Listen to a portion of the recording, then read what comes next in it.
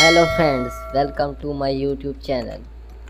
आप देख रहे हैं अली टैग और मैं आज आपको सिखाऊंगा लाइट रूम में फ़ोटो एडिट कैसे करते हैं और लाइट रूम में फ़ोटो का बैकग्राउंड कलर चेंज कैसे करते हैं। और चलेगा इस करते हैं एडिटिंग शुरू। और वीडियो आपने लास्ट तक ज़रूर देखनी है प्लीज़, और मेरा चैनल सब्सक्राइब कर दें प्लीज़, और साथ में घंटी के निशान को भी प्रेस कर दें। ओके, चलते हैं फ़ोटो की तरफ। ओके।